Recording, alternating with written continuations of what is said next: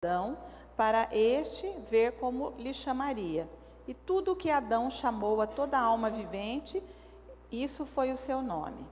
E Adão pôs os nomes a todo gado, às aves dos céus e a todo animal do campo. Mas para o homem não se achava ajudadora que lhe fosse idônea. Então o Senhor Deus fez cair um sono pesado sobre Adão, e este adormeceu, e tomou uma das suas costelas, e preencheu com carne este lugar. E da costela que o Senhor Deus tomou do homem, formou uma mulher e trouxe-a a Adão. E disse Adão: esta é agora osso dos meus ossos e carne da minha carne. Será chamada varoa, porque do varão foi tomada. Senhor, eu te louvo por tua palavra nesta noite. Eu te louvo por cada mulher que está aqui, por cada pessoa que o Senhor chamou e veio, ó Senhor, estará aqui amanhã também para te ouvir, para ser edificada por ti. Eu oro para que o Espírito Santo neste momento tenha toda a liberdade neste ambiente de falar de uma forma pessoal a cada coração. Eu repreendo, Senhor, tudo que seja do maligno, ó Deus. Eu creio que o Senhor foi exaltado, adorado neste lugar. Eu oro para que o Senhor reine neste ambiente. Que somente tu, Espírito Santo, tenha a liberdade de agir em cada coração. Eu oro para que o Senhor nos cubra com teu sangue, que esse lugar esteja cercado de anjos, para que, ó Deus, sejamos guardadas e estejamos diante de ti, para sermos ministradas por tua voz, para que o Senhor fale ao nosso coração. Eu oro para que toda resistência a essa voz caia por terra em nome de Jesus. Toda espécie, Senhor, de resistência mental, resistência emocional, resistência espiritual, seja quebrada no reino do Espírito, Senhor. Seja cancelada e neutralizada, para que possamos compreender a tua vontade, que é boa, perfeita e agradável. Para que possamos nos alinhar a esta vontade. E para que possamos ser mulheres segundo o teu coração. Nos abençoa nessa noite, Senhor, e que a tua palavra fale de uma forma eficaz, poderosa, queime nosso coração e redirecione a nossa vida. Eu oro em nome de Jesus. Amém. Esse é um texto bem conhecido, que é o texto em que Deus cria Adão. É lógico que muita gente na nossa época não acredita mais nisso, né? Mas eu creio piamente que a Bíblia é a verdade, porque ela foi escrita pelo dedo de Deus. E aqui diz que Deus criou o homem, Deus formou o homem do pó da terra, e depois ele fez a mulher de uma das costelas de Adão. A gente sempre fala, fez seja pisada, né? Não foi tirada de um osso do pé, para que a mulher não seja superior, porque não foi tirada de um osso da cabeça, mas para que ela seja protegida e para que ela ande ao lado do homem de uma forma igual, né? Então, uma coisa que a gente aprendeu desde que era solteiro, e talvez seja uma realidade. Por que Deus tirou daqui, bem da costela, bem do meio do corpo de Adão, este osso, para depois formar a mulher deste osso, né? Talvez, de fato, essa seja a explicação, para que a mulher seja protegida e para que a mulher não seja nem superior, nem inferior ao homem como ser humano. E há muitas verdades nesse texto que eu queria compartilhar com vocês, e que fala desses detalhes que há em nós. Deus nos criou com esses detalhes, com essas características, e Ele deseja que nós vivamos em função dessas características. Nós temos perdido, no decorrer das eras, muito dessa identidade como mulher.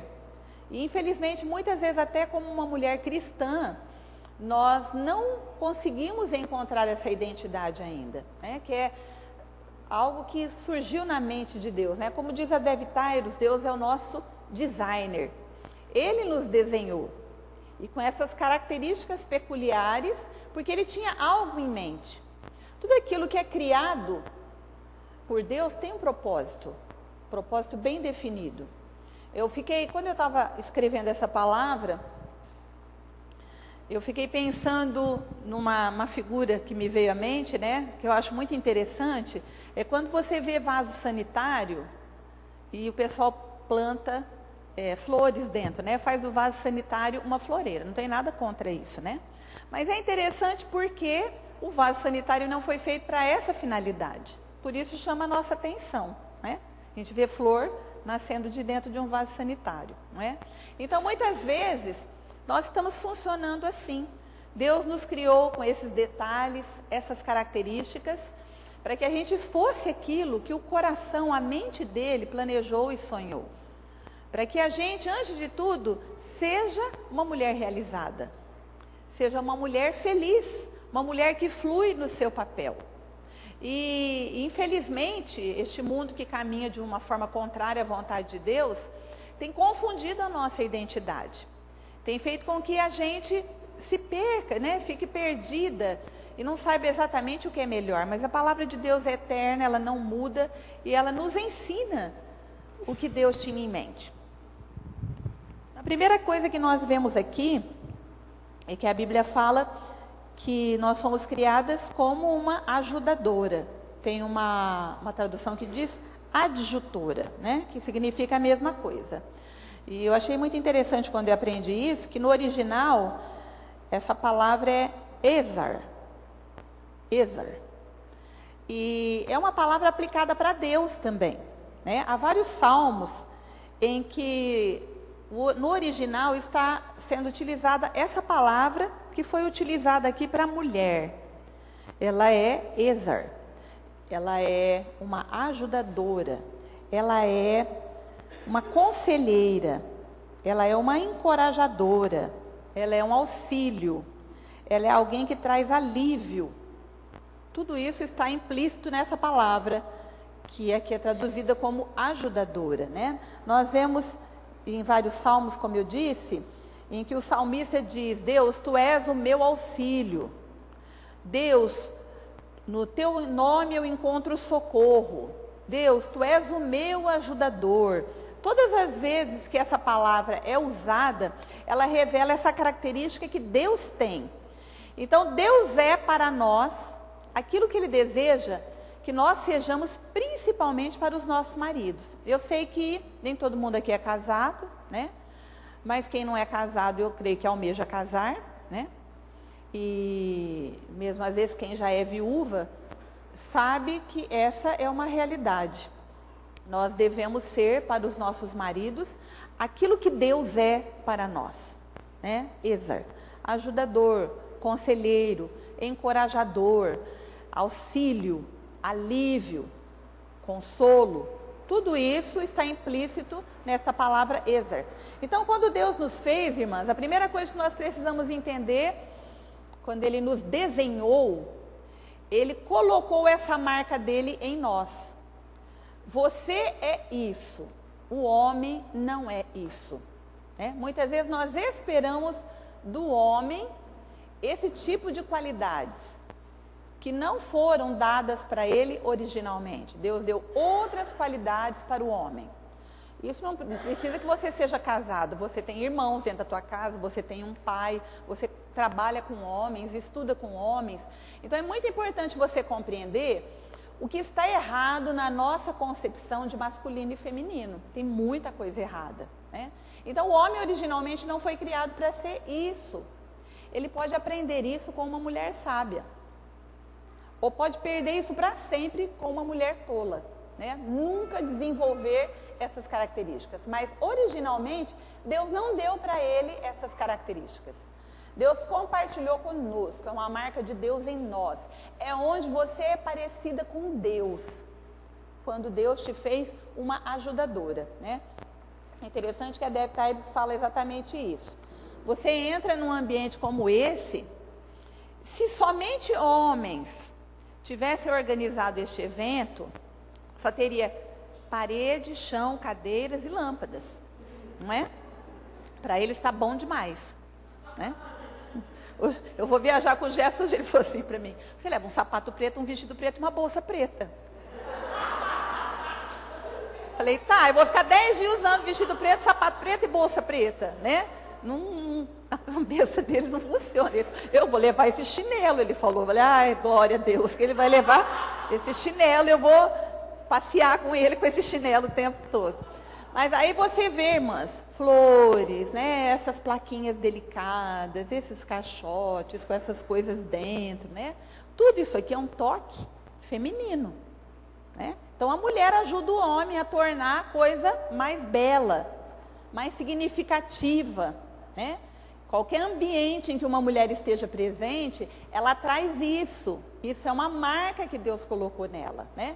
Dentro da sua casa, se você não é uma mulher ferida, machucada demais, se você é uma mulher que flui como mulher, com certeza vai ter aqueles enfeitinhos, né? Você gosta de xicrinha, eu pelo menos gosto muito disso.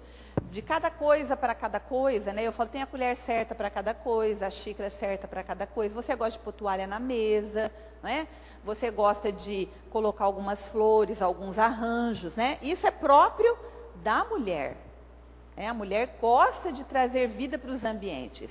Então, essa marca de Deus, ela ajuda o homem a viver de uma forma mais bonita, mais bela, mais gostosa, mais confortável, né? Isso é nossa característica. E por tudo isso que eu disse para vocês, dá para perceber que Deus nos fez para sermos como a figura do Espírito Santo onde nós estivermos. O Espírito Santo é tudo isso. Ele é consolador, ele é alívio, ele é encorajador. Todo mundo que tem um relacionamento com o Espírito Santo sabe que ele faz isso, né? Em João, esse versículo eu gostaria que vocês lessem. Em João 14, 26.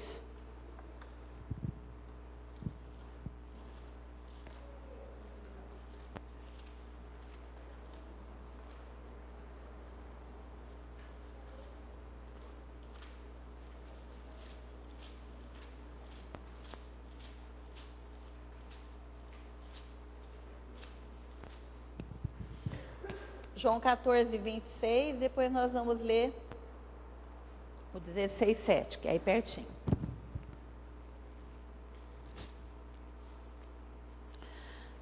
Mas aquele Consolador, o Espírito Santo, que o Pai enviará em meu nome, ele vos ensinará todas as coisas e vos fará lembrar de tudo quanto vos tenho dito.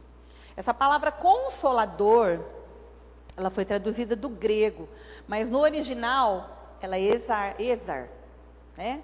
Significa aquele que ajuda. Aqui mesmo Jesus diz que ele nos ensinaria e nos faria lembrar. Não é um papel bem próprio da mulher? Né? A mulher ensina, Deus a habilitou para que ela ensine seus filhos, para que ela lembre o marido, né? Onde que ele pôs a chave, onde que ele guardou a meia e coisas desse tipo, não é? Então o Espírito Santo é uma figura que Deus quis imprimir na mulher. Lógico que nós não somos o Espírito Santo, não estou dizendo isso, mas nós funcionamos de uma forma muito parecida com Ele. Né?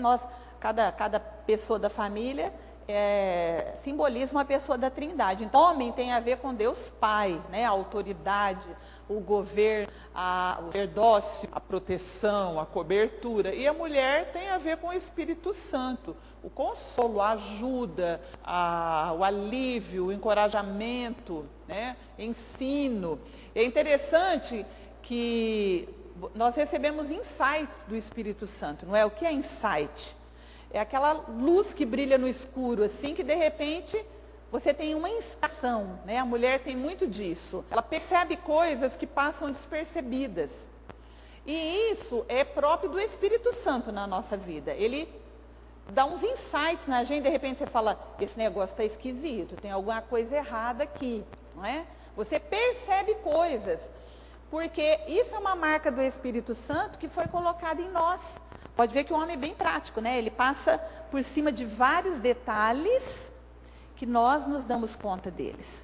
E são detalhes importantíssimos para que as coisas funcionem direito, né? Se o homem convivesse sozinho, ele muitas vezes se daria muito mais mal pela falta desses detalhes que a mulher coloca na vida dele, que a mulher percebe, que a mulher recebe uma direção. Parece que a gente fala que é um sexto sentido que nós temos, não é? Na verdade não é um sexto sentido, é um insight, que é uma característica do Espírito Santo quando ele trabalha na nossa vida e nos dá direções em muitas circunstâncias, não é? E o outro versículo que é em João 16, versículo 7.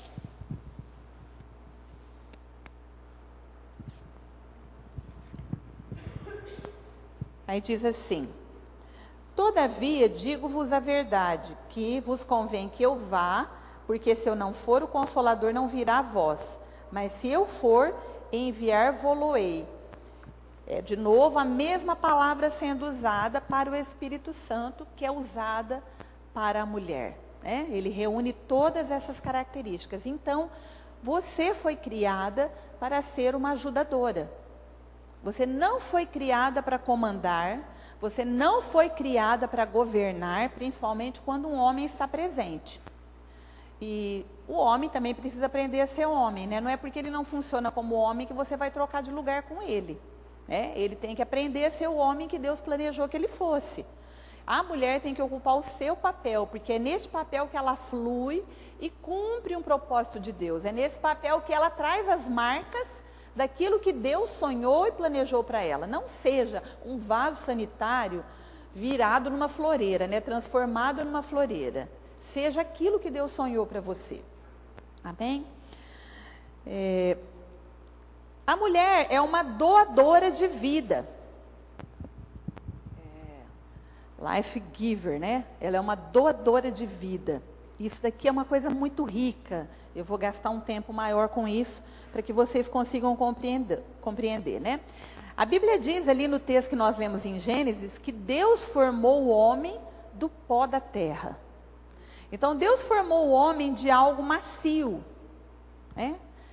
E é interessante que ele fez o homem de algo macio, para que o homem fosse forte, para que o homem fosse firme, não é? A palavra usada para homem é ish. Ish. Ish significa homem, né? E se você pensar, é da terra que vem toda a nutrição para a vida humana, não é? É da terra que brota toda a nutrição para a vida humana, principalmente como era originalmente da parte de Deus. Deus criou as plantas, as árvores, né? As verduras para que a gente se alimentasse delas. Então vinha diretamente da terra. Quando nós começamos a comer animais também, começou a vir indiretamente da terra, porque o animal se alimenta daquilo que nasce da terra. Então prestem atenção, o homem, ele foi criado por Deus para ser um nutridor. Ele nutre. A mulher foi tirada da costela do homem.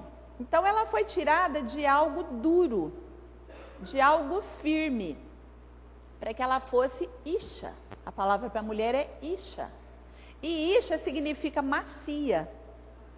Então, ish é o homem, foi tirado do pó da terra, que é algo macio, fofo, para que ele fosse firme e forte.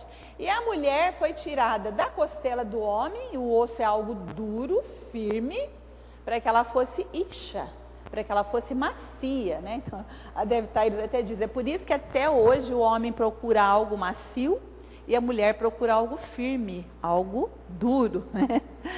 Há uma inclinação, né? A mulher precisa de algo forte, ela busca isso. Muitas vezes, as suas deformações de alma a levam a se envolver ou a se casar com uma pessoa que é fraca, porque ela tem uma necessidade de governar, ela está fora do papel dela. Mas originalmente a mulher precisa de algo firme, de algo que seja forte, é a necessidade dela.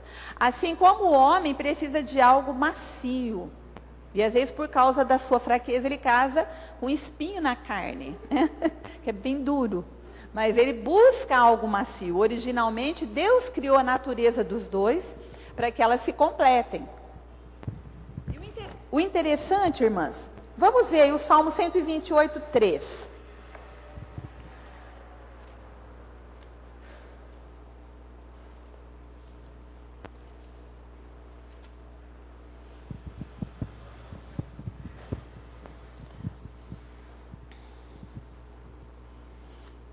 Salmo 128, versículo 3.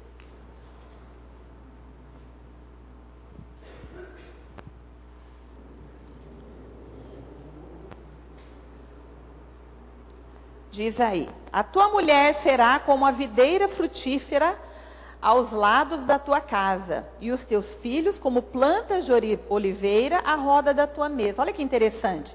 Então, o que Deus está dizendo aqui? Que o homem é um nutridor. Ele diz que a sua mulher seria como uma videira frutífera, e os seus filhos seriam como plantas de oliveira, né? E o homem seria aquela terra nutridora para ambos, para os filhos e para a esposa. Agora vamos ver o Salmo 144, versículo 12.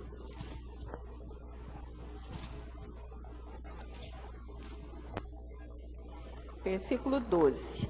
Um pouquinho aí para frente. Para que nossos filhos sejam como plantas bem desenvolvidos na sua mocidade, para que as nossas filhas sejam como pedras de esquina lavradas, como colunas de um palácio. Então aqui está dizendo que as nossas filhas sejam firmes, né? Ela foi tirada do osso, então elas sejam como colunas de um palácio. E os nossos filhos como plantas bem desenvolvidos na sua mocidade. Então a Bíblia sempre, ela explica a si mesma.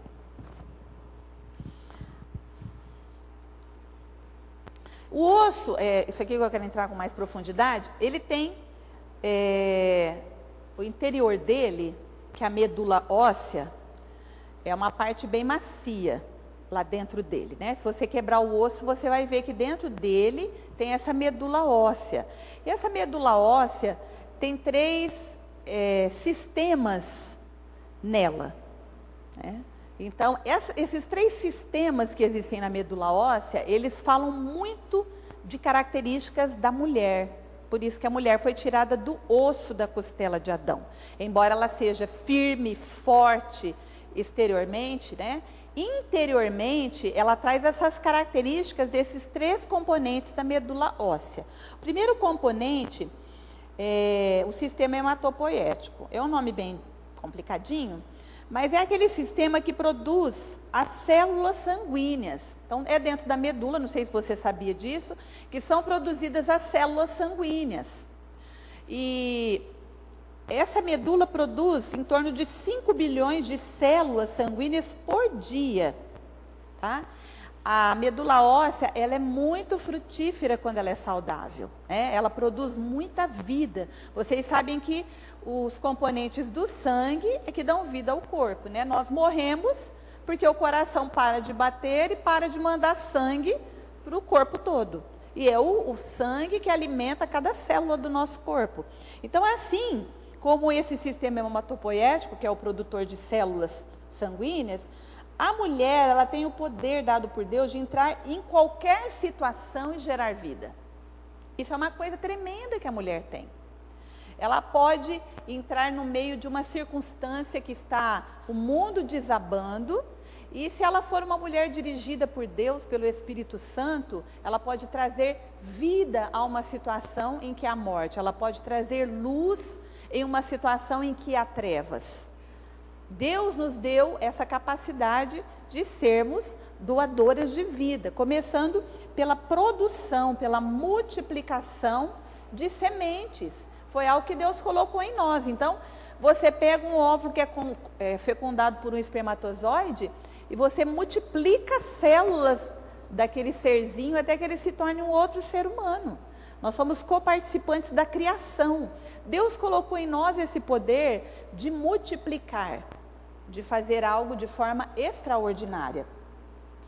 Deus não deu o homem, não criou o homem para satisfazer a mulher. Esse texto que nós lemos em Gênesis é muito claro. Mas ele criou a mulher para satisfazer as necessidades do homem. Você foi criada para o homem, não o homem para você. Então é muito importante que nós saibamos esse princípio, porque é através desse princípio que você vai se posicionar da forma correta. Nós vivemos uma sociedade hoje em que o homem vive para servir a mulher, a sua vontade e os seus caprichos. E depois a gente não entende por que a realidade não funciona mais.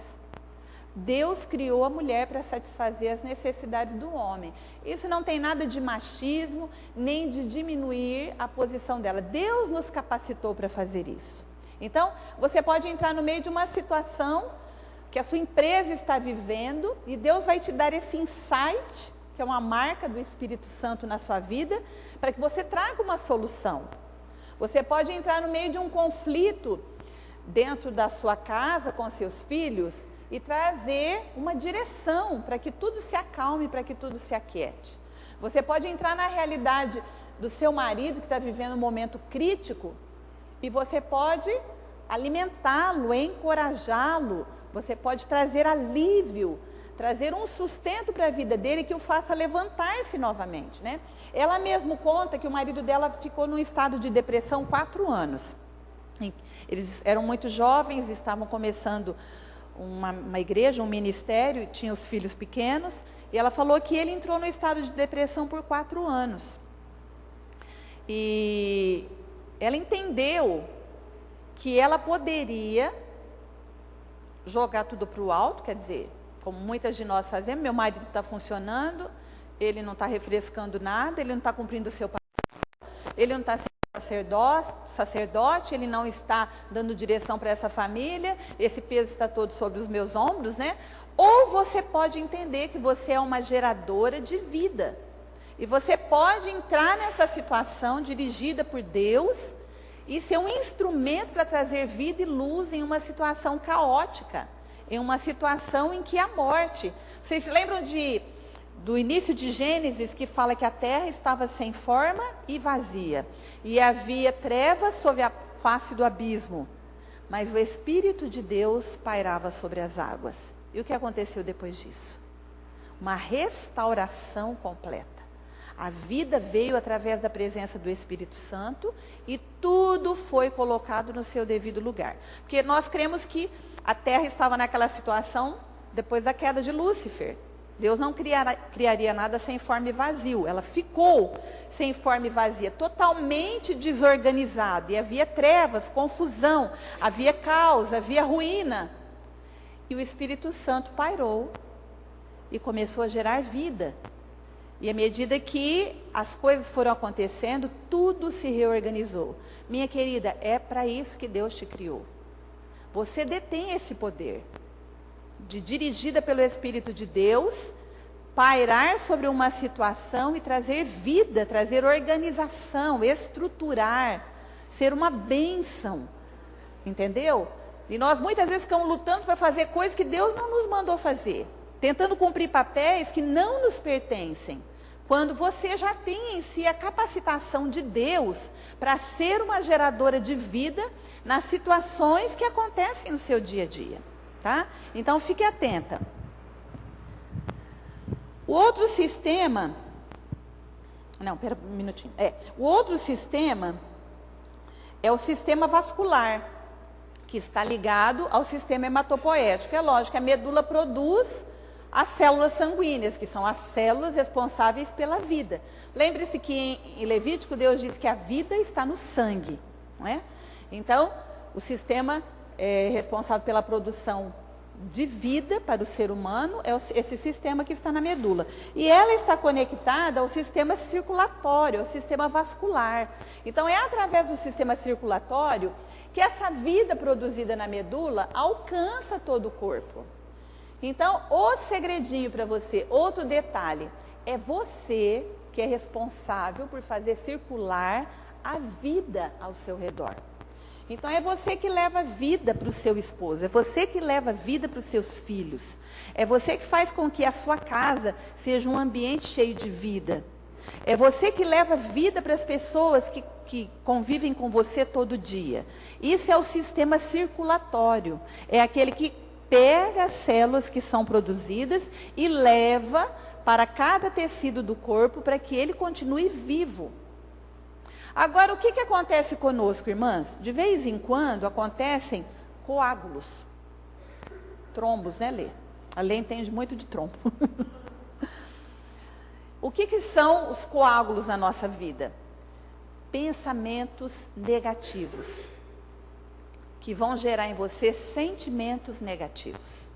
O diabo sabe como impedir que você seja uma geradora de vida.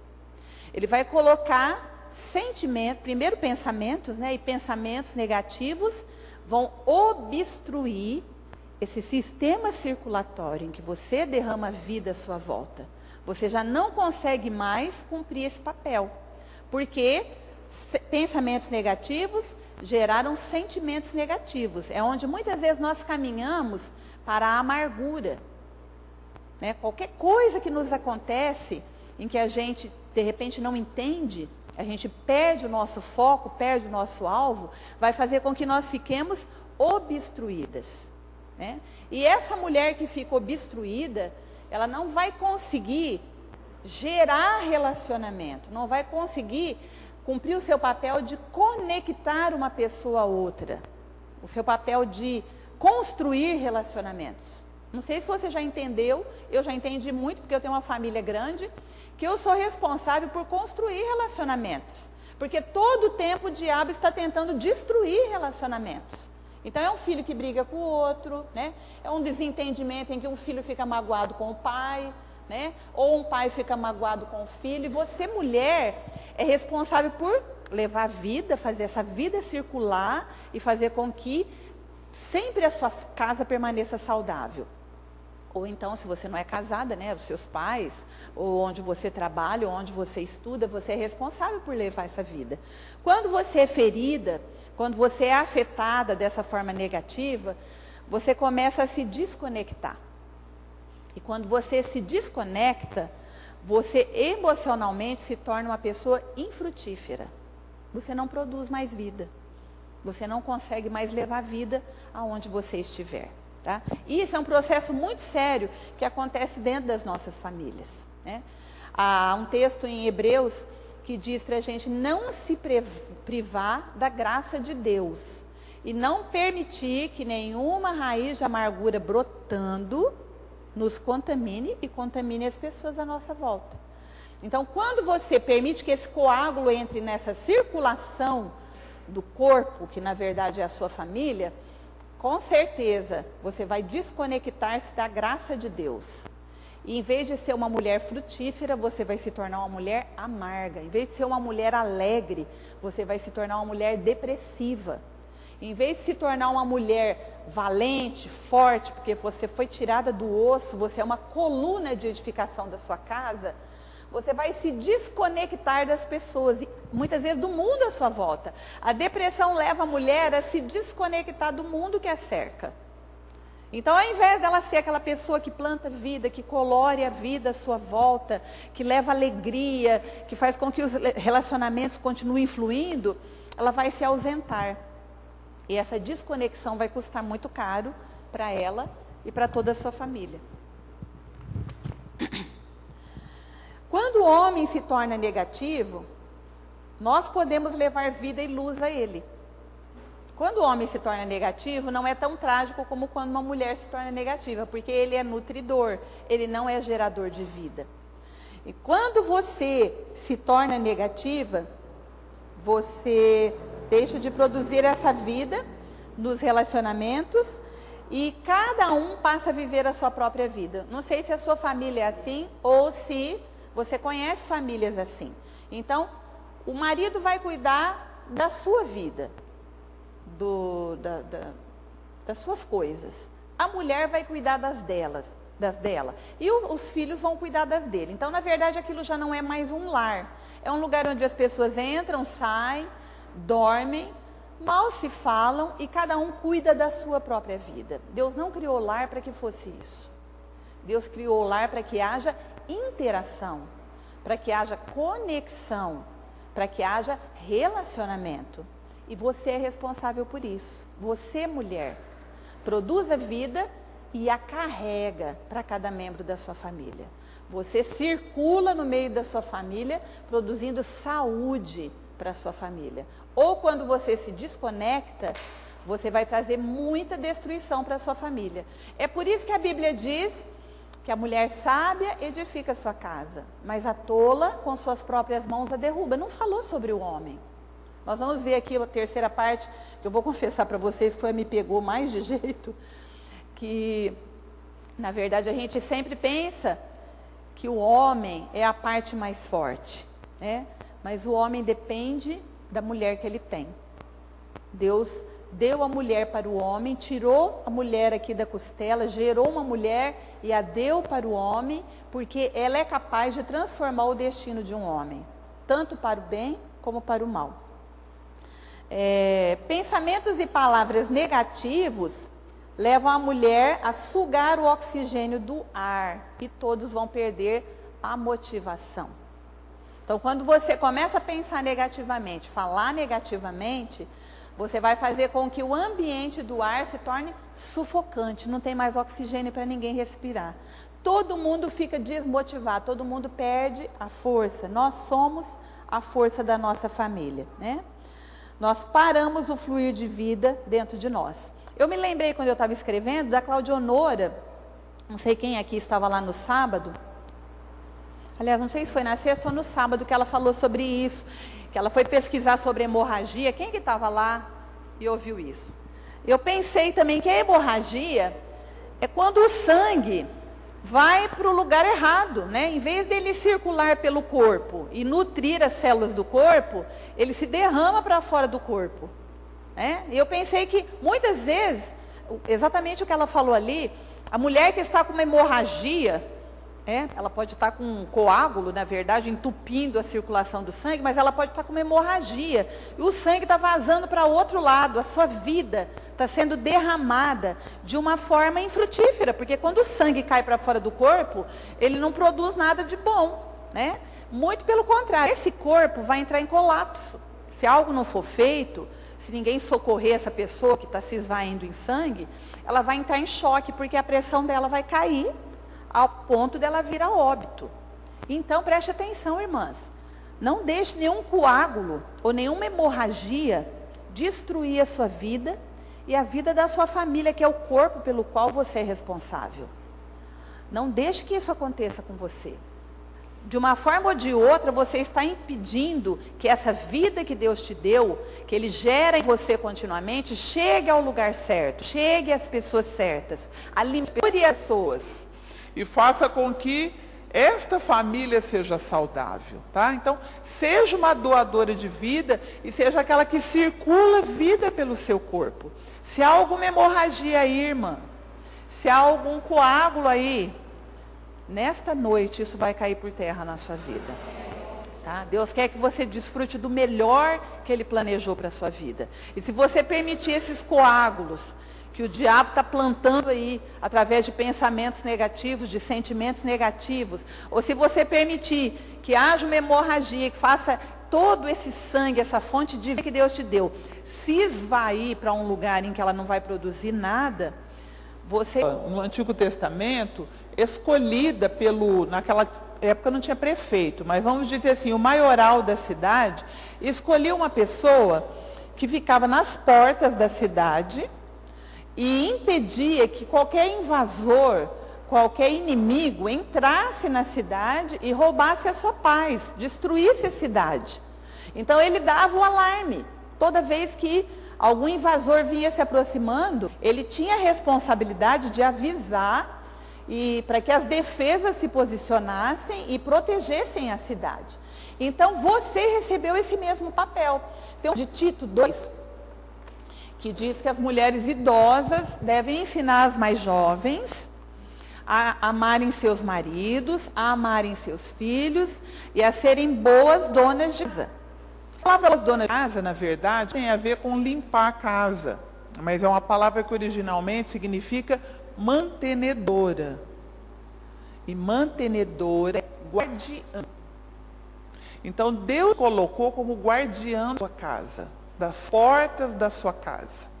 E te capacitou com esses insights, para você perceber movimentos espirituais na vida dos seus filhos ou do seu marido, e perceber a aproximação do inimigo, que na verdade é um sistema de proteção, né?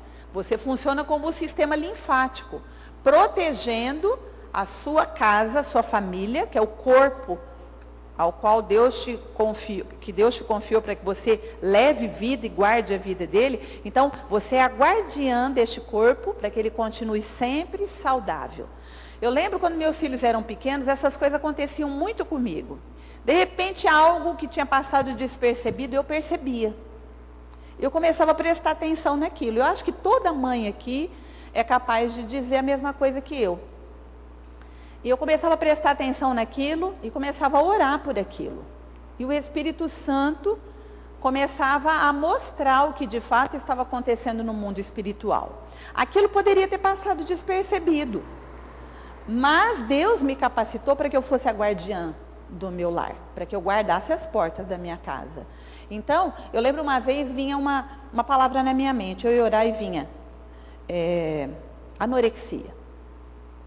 Gente, anorexia, eu não sou anorexa, não tem ninguém na minha família, minha mãe, minha tia era tudo gorda, gostava de comer, ninguém nunca se preocupou com nada disso, né? Comia à vontade, e eu falava, gente, por que esse povo fica tanto olhando o negócio de caloria, é tão bom comer, né? Você vai ficar olhando isso daí. Então, nunca tive problema com isso, nem minhas tias, minha mãe, a minha família. Eu falava, de onde que está vindo essa palavra? E eu orava, Espírito Santo, por que eu estou pensando nisso? Senhor, por favor, interfere nessa situação. Eu não sei por que eu tenho pensado nisso, porque essa palavra, quando eu vou orar, vem na minha mente com insistência, mas em nome de Jesus eu cancelo todo decreto do inferno, todo poder das trevas que esteja tentando entrar na minha casa, tentando atingir minha família. Não entendo isso, mas o Senhor sabe por quê. E orei por isso até sentir bastante paz. Depois de um bom tempo, uma das minhas filhas veio me falar que são sintomas, né? Porque a anorexia, na verdade, é uma doença, né? A pessoa se olha no espelho e se vê gorda. Muitas vezes ela é esquelética, né? O que acontece muito com as modelos. Ela come uma folha de alface, ela acha que ela está gorda. Ela olha no espelho e acha que engordou porque comeu uma folha de alface. Então é uma doença emocional, que eu creio que tem um fundo maligno também, né? Porque é muito destrutiva. E ela começou a ter esses problemas. Aí ela falou, eu tinha vontade de fazer caminhada ao meio-dia. Eu lembro que umas vezes ela falou isso para mim, eu falei, não, você não vai fazer caminhada ao meio-dia, não, você é maluca. Isso não é hora de fazer caminhada. Levanta 8 horas da manhã e vai fazer caminhada. Meio-dia, você está proibida de fazer caminhada. Ah, mas a gente sua mais. Você não vai suar mais. Você vai morrer, você pode contrair um câncer de pele, isso não é hora de gente saudável caminhar. E ela falou assim que às vezes vinha uma voz na cabeça dela e dizia, vomita o que você comeu. Né? São os sintomas da anorexia, né? Isso já é a bulimia. Mas Deus trouxe na minha mente aquela palavra. E eu fiz uma guerra sem saber pelo que eu estava guerreando, né? E depois de um bom tempo, ela me falou que ela sofreu esse ataque espiritual, mas Deus já tinha me colocado na brecha. Deus te capacitou a fazer isso. Amém? Você é guardiã das portas da sua casa. Você é guardiã para que nenhuma enfermidade, nenhum decreto maligno, nenhum poder destrutivo de Satanás entre dentro da sua casa. Mas preste atenção, você precisa estar lá. Se você não estiver, a sua casa está desguarnecida. A sua casa não está protegida. Não sou contra você ter um emprego, desde que isso não roube o seu papel de guardiã da sua casa. Você não pode permitir que o diabo entre ali, porque é para você que Deus vai pedir conta, não é para o seu marido.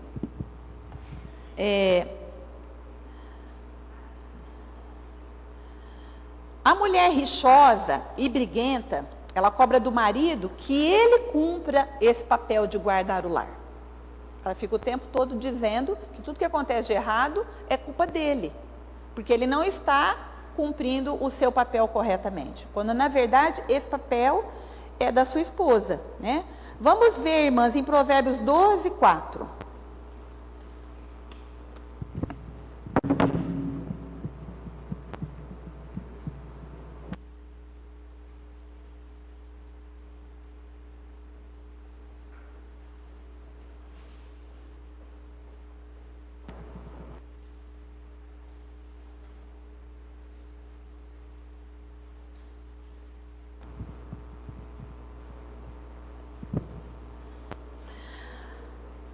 Todo mundo achou? 12, 4. A mulher virtuosa é a coroa do seu marido, mas a mulher que procede vergonhosamente é como apodrecimento nos seus ossos. Tem uma outra tradução que eu acho melhor. Alguém tem uma tradução diferente aí? A mulher virtuosa é a coroa do seu marido. Mas tem uma outra tradução, na minha outra Bíblia é outra tradução, que diz que a mulher... Alguém tem aí? Outra tradução? Ah, tá ali. Não vi que tinha. Mas... aqui o envergonha é como podridão nos seus ossos. Então ela diz aqui, não importa quão maravilhoso um homem seja, a mulher tem o poder de destruí-lo. Né? O que acontece? Quando você está namorando, aquela pessoa, principalmente quando a gente é cristão, aquela pessoa é tudo que você pediu para Deus.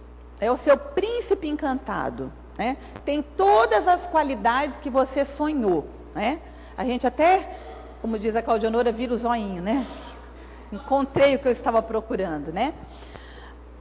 Mas com o passar do tempo, a gente muitas vezes negligencia o nosso marido. Esse é um mal que nos acomete demais. Você negligencia por vários motivos. Você negligencia porque você tem uma profissão e fica sobrecarregada. Você negligencia porque você se preocupa muito com os filhos e atende muitos filhos e se envolve muito com os filhos.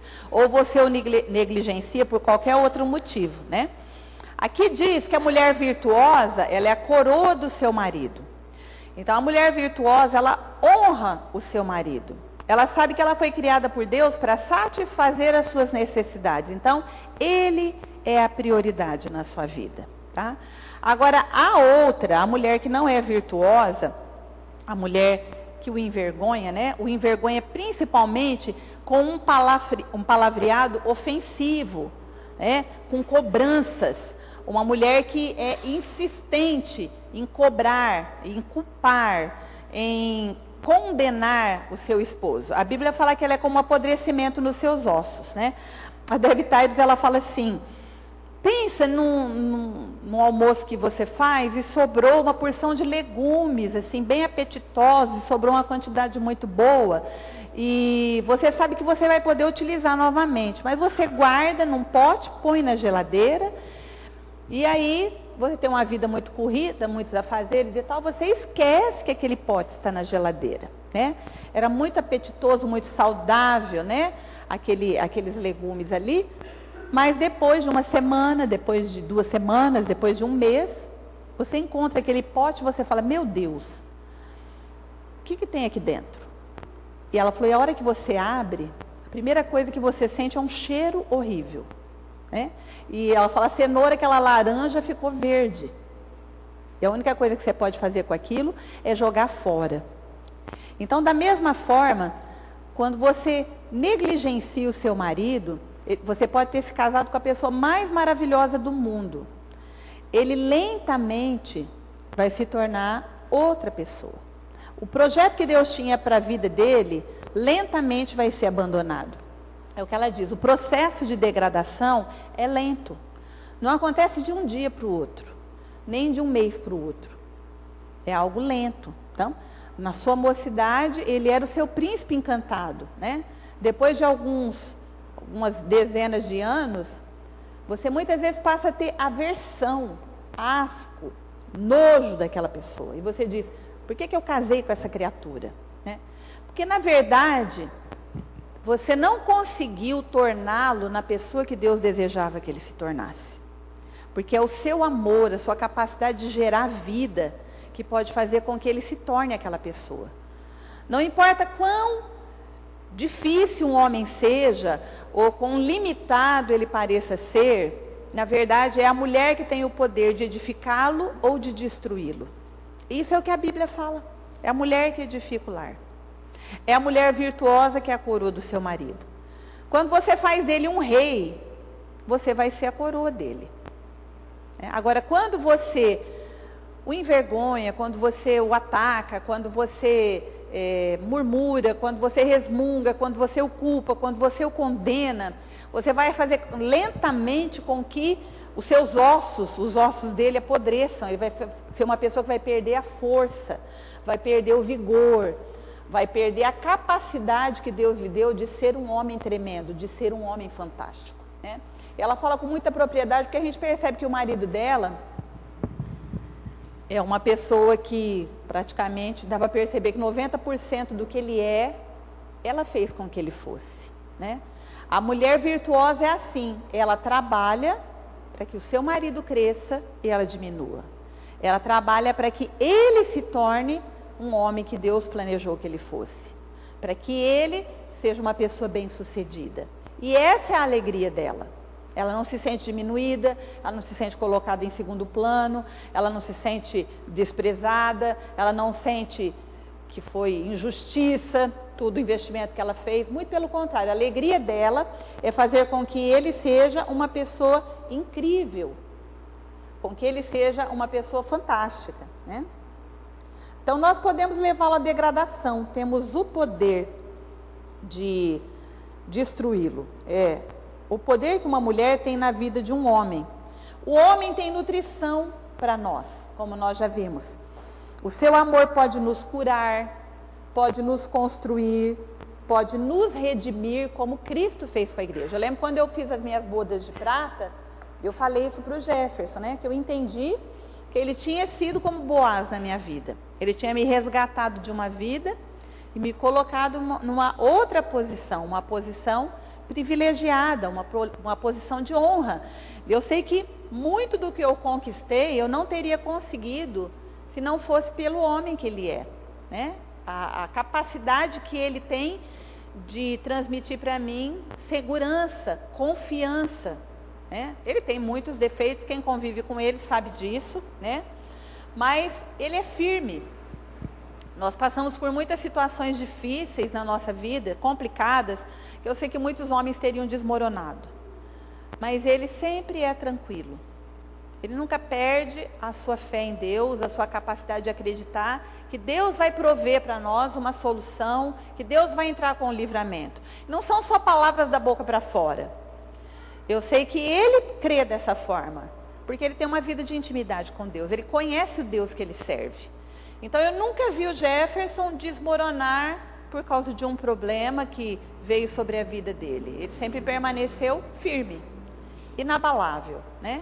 Porque Deus é inabalável na vida dele, e ele sabe disso.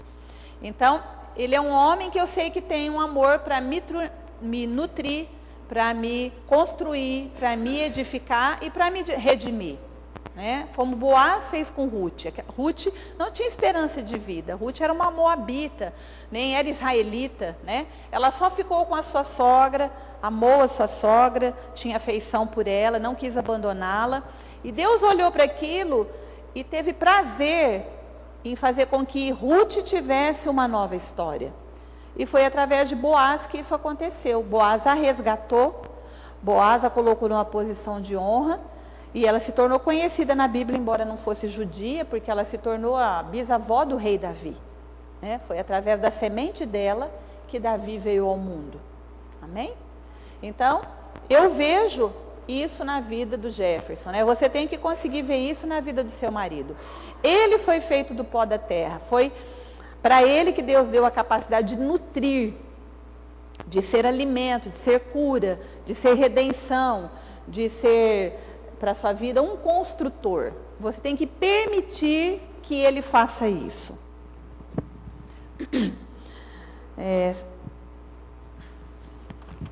Eu queria que vocês abrissem, são os últimos versículos, gente. Provérbios 21, 9 e 19. Quem não fechou a Bíblia está aí pertinho. 21, 9, e depois nós vamos ler o 19.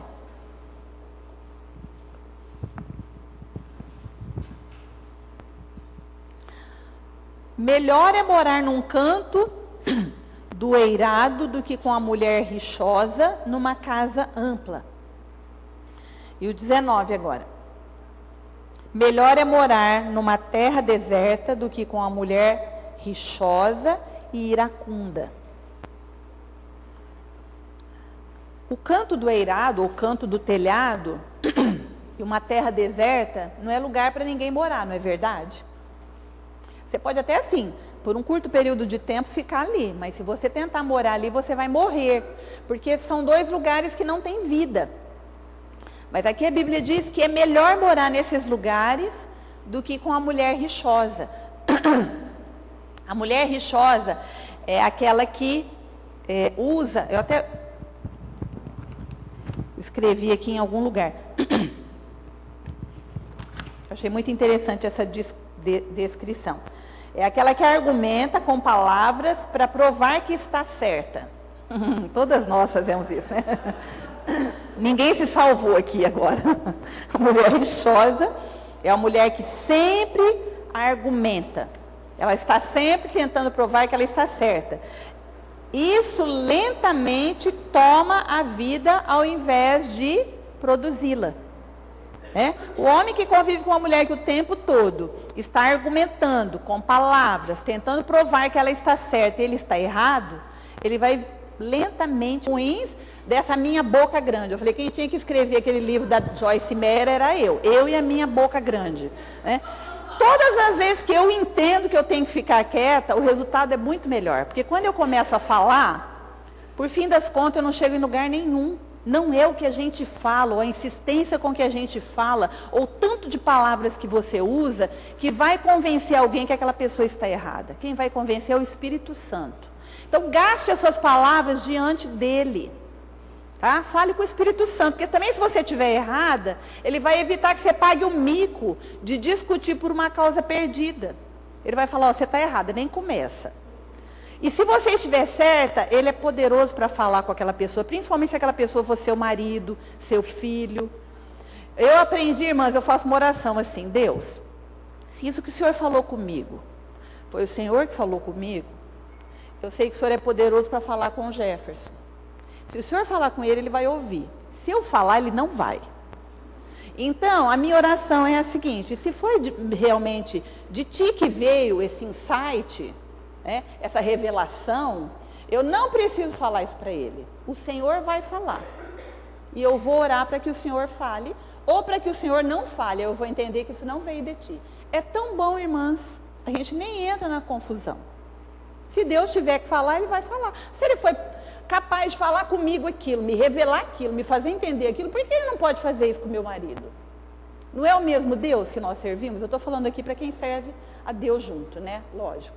Mas ele pode até falar com quem é incrédulo, né? Porque isso está em Salmos, em Provérbios, e isso está em Pedro.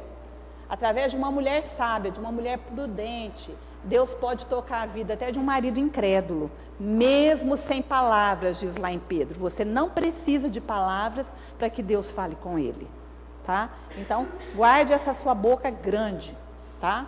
Que seja uma boca cheia de orações para Deus, vai dar mais resultado. O outro versículo, que esse é fantástico, 27, de 15 a 16. Provérbios 27, de 15 a 16.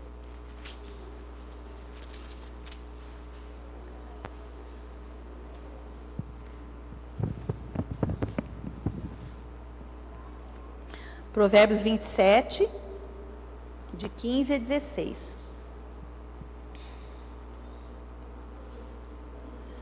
O gotejar contínuo no dia de grande chuva e a mulher rixosa, uma e outra são semelhantes.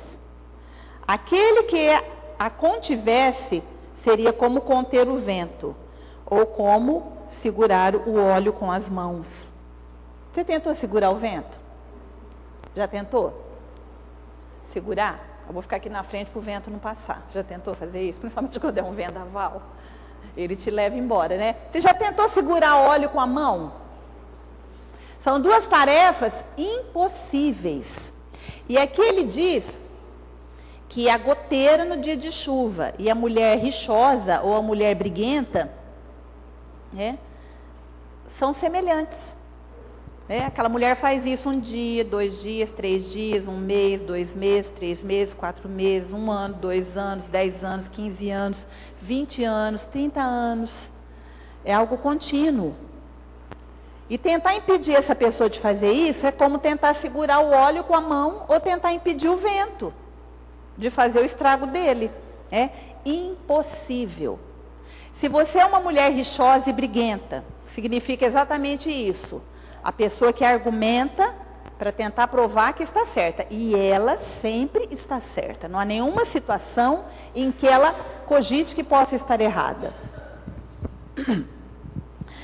É a mesma coisa, você tentar segurar o vento, segurar o óleo com a mão e segurar essa mulher. A única pessoa que pode fazer isso é você mesma. Quando aqui fala de deserto e telhado, como eu disse, não são lugares para se viver. Quando nós somos rixosas, a gente leva o nosso marido a ir para lugares ou fazer coisas que ele normalmente não faria, onde ele normalmente não iria. Não são lugares de vida, são lugares de morte. Isso pode incluir um monte de coisas. Se ele for um homem muito sensato, muito reto, ele vai viver para trabalhar, ou vai gostar mais da companhia dos amigos do que da nossa, ou ele vai adulterar. De qualquer forma, ele vai viver num lugar onde normalmente ele não viveria, porque ninguém viveria no telhado, e muito menos numa terra deserta. Mas ali é melhor do que a convivência com uma mulher rixosa. Por isso que a Bíblia fala que isso é podridão para os seus ossos. Tá? Com o passar do tempo, essa negligência, essa incapacidade de satisfazer a sua necessidade, essa incapacidade de se conter, de ficar com a boca fechada, de ser transformada por Deus, porque nenhuma de nós nascemos maravilhosas. Mas podemos permitir que Deus nos torne dia a dia numa mulher melhor, não é verdade? Aliás, é o que eu desejo de todo o meu coração, que Deus faça essa obra na minha vida. Né? A gente tem que aprender com os erros e deixar Deus nos transformar. Porque Deus não criou você para ser uma tomadora de vida. Deus criou você para que você fosse uma geradora de vida. Tá? Como o Espírito Santo, Deus nos enviou para operar maravilhas no ambiente de um relacionamento.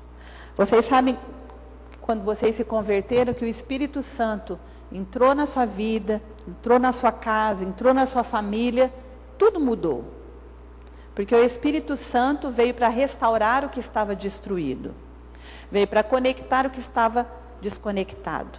Veio para integrar o que estava desintegrado. Veio para ser luz onde havia trevas. Veio para apaziguar. Tudo que vem do Espírito Santo é bom. Tudo que vem do Espírito Santo é agradável. É prazeroso. Então, quando Deus criou você e quis que você fosse semelhante ao Espírito Santo, Ele pensou que você pudesse ser, que você deveria ser uma pessoa prazerosa. Alguém com quem as pessoas gostariam de conviver. Não uma pessoa que, quando você se aproxima, eles dizem, lá vem encrenca, né? Eu percebo famílias, e Deus me livre, né, de ter uma família assim, porque todas nós estamos sujeitas, né? O diabo avariou muito a mulher na queda e destruiu muita coisa boa que Deus tinha colocado nela. Mas tem famílias que eu percebo que o marido e os filhos são totalmente sujeitos e submissos àquela mulher, para evitar encrenca, né? E passam anos e ela jamais entende que esse não é o lugar, não é o papel dela. Deus criou para que ela seja geradora de vida, para que ela leve vida para todos os membros da sua família, para que ela cure e restaure relacionamentos, para que ela supra as necessidades da pessoa que ela escolheu para partilhar a vida dela até que a morte o separe. Deus criou você para ser parecida com o Espírito Santo. E eu queria que você pensasse agora na sua vida. Se você tem cumprido esse papel, onde você tem falhado? Isso é um desafio para nós, é um desafio para mim. Mas eu tenho buscado a Deus para aprender. A gente não pode morrer do jeito que a gente viveu a vida toda. A gente tem que se tornar melhor. Tem que permitir que Deus faça essa obra na nossa vida. Às vezes parece tão difícil, você aprendeu as coisas da forma tão errada. Mas quando a gente se dispõe e fala, Deus, eu quero que minha vida seja transformada. Eu quero ser essa pessoa que o Senhor sonhou que eu fosse. Em primeiro lugar, uma ajudadora. Uma pessoa que funcione como o Espírito Santo nos relacionamentos que a cercam. Que seja consoladora, encorajadora, que seja alívio, que tenha insights, que venha para trazer luz, que venha para trazer restauração, que venha para trazer renovação, conserto. Eu quero ser uma doadora de vida, Senhor. Quero ser alguém que produz vida em abundância, alguém que leva vida em abundância. E alguém que guarda as portas da sua casa, que não abre mão do seu papel, que está ali protegendo, ao invés de cobrar do marido que faça isso, que funcione debaixo da autoridade dele, cumprindo esse papel. Esse papel é nosso, não é do nosso marido. E nós temos esse poder na mão de fazer de um homem alguém incrível, ou de fazer de um homem uma pessoa derrotada, uma pessoa que jamais vai chegar a lugar nenhum, que jamais vai cumprir o papel que Deus confiou a ele. E você hoje tem a oportunidade de fazer a sua escolha. Tem muita mulher que morreu sem nunca ouvir isso, sem nunca aprender isso. E eu louvo a Deus por estar aprendendo essas coisas, porque eu não aprendi isso na minha família, eu não aprendi isso com a minha mãe. Eu não aprendi isso com o relacionamento dos meus pais. Mas Jesus entrou na minha vida para me ensinar isso. O Espírito Santo veio me ensinar como Ele quer que eu seja. E se eu for obediente a Ele, Ele pode dia após dia transformar a minha vida. Amém? Então aquilo que é impossível, entregue para o Senhor. E Ele é poderoso para fazer, desde que você permita, tá? Se você tem sido uma mulher rixosa, uma mulher briguenta, uma mulher que argumenta, uma mulher que o tempo todo quer provar que está certa, mude de atitude. Feche a sua boca. Fale com Deus. Derrame no ambiente da sua casa a paz, a alegria, o fruto do Espírito. Derrame no ambiente da sua casa a harmonia. Seja uma ajudadora para o seu esposo, para levá-lo a se tornar o homem que Deus sonhou para ele. E se você não se casou ainda, aprenda agora, que é muito melhor. Vamos ficar em pé, eu quero orar por vocês. Eu queria chamar aqui à frente você que sente a necessidade de fazer um conserto na sua vida, em qualquer uma dessas áreas